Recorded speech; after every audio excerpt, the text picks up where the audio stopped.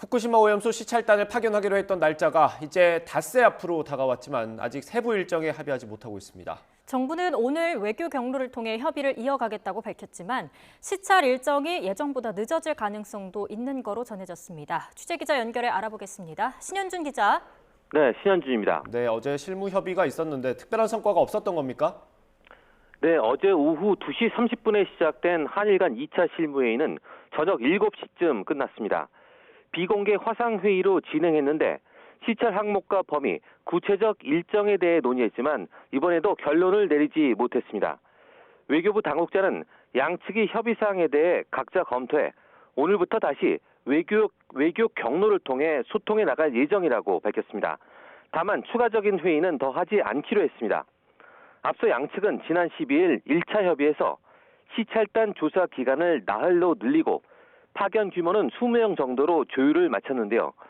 이렇게 큰 틀의 윤곽은 잡았는데 구체적으로 시찰 대상과 일정 등을 짜는데 어려움을 겪고 있는 겁니다.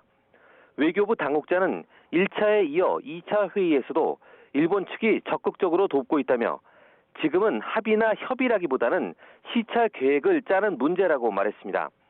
예를 들어서 원전을 시찰할 때 안전이 중요한데 실제 방사선이 나오지 않더라도 하루에 방사선 시설에 들어갈 수 있는 시간이 제한이 있는 만큼 이런 점 등을 모두 고려해야 한다는 겁니다.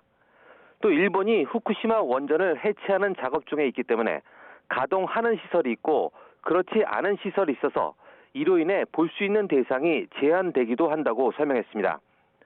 이 관계자는 시찰을 한 차례에 끝내야 하고 국민의 관심이 높은 만큼 최대한 꼼꼼하게 계획을 짜서 발표할 예정이라고 강조했습니다. 정부는 한일 간의 협의가 끝나 시찰 가능한 시설과 접근 가능한 데이터가 확정되면 여기에 맞는 전문가로 시찰단을 꾸릴 계획입니다. 시찰단은 애초 23일과 24일을 포함해 3박 4일 일정으로 일본을 방문할 예정이었지만 늦춰질 가능성도 있습니다. 일본 법률상 원전과 같은 1급 시설은 일주일 전에 명단을 통보해야 하기 때문입니다. 일본 정부가 이 규정에 예외를 둔다 해도 한일 간의 협의가 늦게 끝나면 일정이 미뤄질 수밖에 없습니다.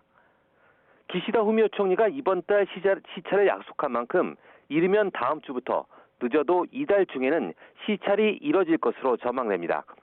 지금까지 외교부에서 YTN 신현주입니다.